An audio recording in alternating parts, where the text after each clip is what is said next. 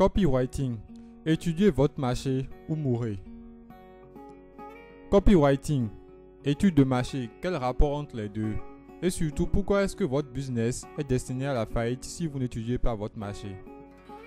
Pourquoi les maîtres copywriters étudient leur marché alors que les néophytes en copywriting ne le font pas? Ces questions, cette vidéo y répond. Et elle fait bien plus encore. Bonjour, bonsoir, je suis Joris de Copywriting Facile et ensemble nous allons découvrir dans cette vidéo, en 6 courtes minutes environ, l'importance de l'étude de marché.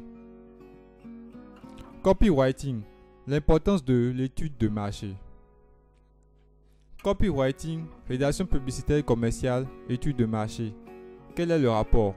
Pourquoi votre business est destiné à la faillite si vous n'étudiez pas votre marché? Pourquoi les maîtres en copywriting, rédaction commerciale et publicitaire, conception et rédaction étudient leur marché alors que les débutants ne le font pas? Voici les réponses à ces questions. Copywriting. La leçon apprise par Thomas Edison. En 1868, le célèbre Thomas Edison inventa une machine de comptage automatique de votes qui fut rejetée par le Congrès des États-Unis car jugée trop rapide. Normalement, une machine qui compte automatiquement les votes, ça vous facilite énormément la vie. Ça vous fait gagner des heures et des jours. Ça vous permet d'obtenir rapidement les résultats du vote. Pourtant, le Congrès des États-Unis rejeta cette machine parce qu'il la jugea trop rapide. Réfléchissez un instant à tout cela.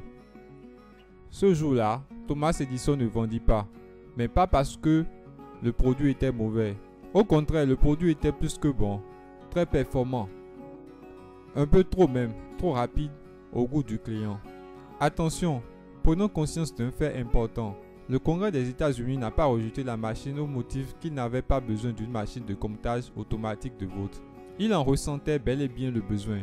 S'il a rejeté la dite machine, c'est parce qu'il avait en ce moment jugé trop rapide. En créant une machine jugée trop rapide, Thomas Edison s'était concentré sur ce qu'il pensait que ses clients voulaient et non sur ce que ses clients voulaient. Et il échoua.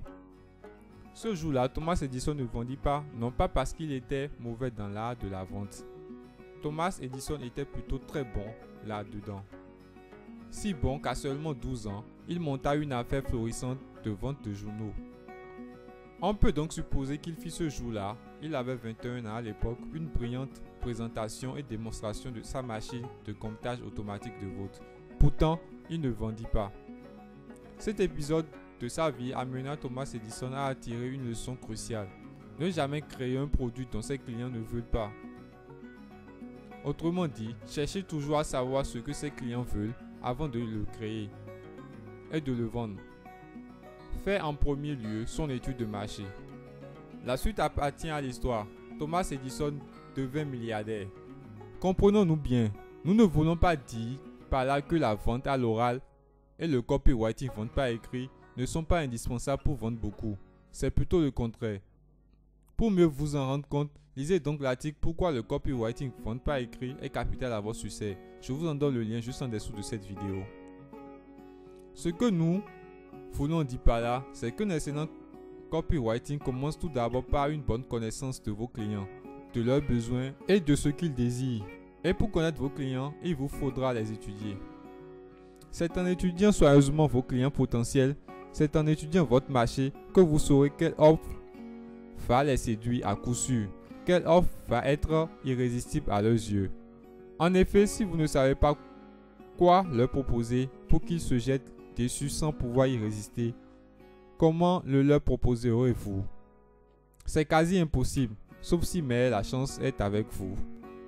Une fois que vous avez une idée claire de l'offre à laquelle vos prospects ne peuvent pas et n'ont d'ailleurs aucune envie de résister, le copywriting, rédaction publicitaire et commerciale, conception, rédaction, va alors se servir des mots et des phrases pour le leur dire, le leur montrer et le leur prouver.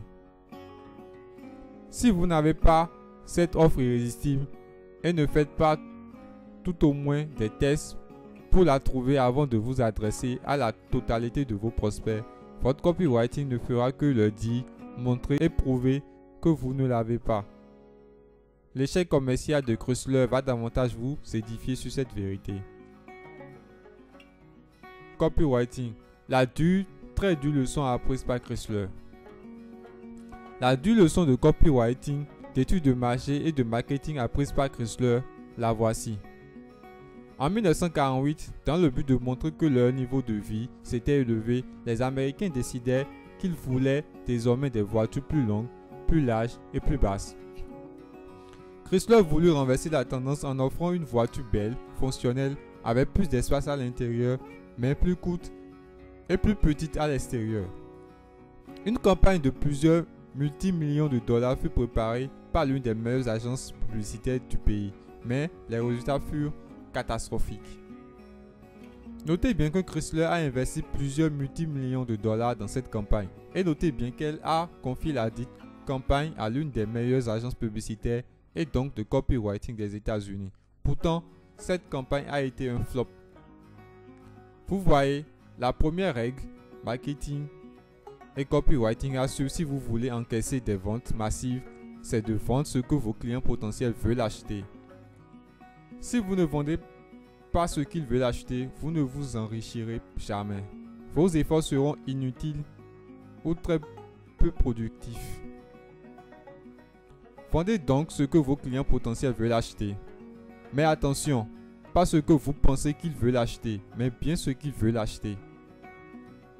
C'est d'ailleurs ce qui a poussé le mail copywriter Gary Albert à dire « La toute première chose dont vous devez prendre conscience, c'est que vous devez devenir un étudiant des marchés, pas des produits, pas des techniques, pas du copywriting, pas de la manière d'acheter de l'espace publicitaire ou de quoi que ce soit d'autre.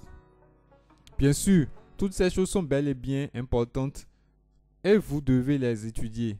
Mais la première et la plus importante chose que vous devez apprendre, c'est ce que les gens veulent acheter. Alors, vous avez le choix.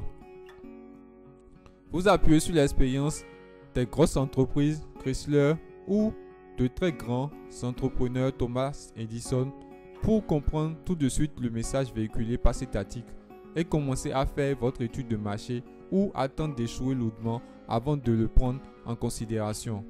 Après tout, l'histoire est parsemée d'échecs d'entreprises et de très bons produits dont les clients potentiels ne voulaient pas ou pas encore. À vous de faire votre choix.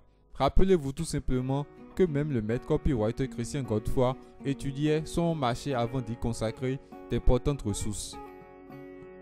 Voilà, vous venez de découvrir l'importance de l'étude de marché. Pour découvrir gratuitement les façons d'étudier votre marché et des cas où une étude de marché ne semble pas indispensable, je vous invite à cliquer sur le lien juste en dessous de la vidéo. Profitez-en pour récupérer nos cadeaux pour décupler vos résultats. Merci d'avoir regardé cette vidéo. Souvenez-vous de la liker et de vous abonner pour ne rater aucune de nos autres vidéos. A très bientôt dans une autre vidéo.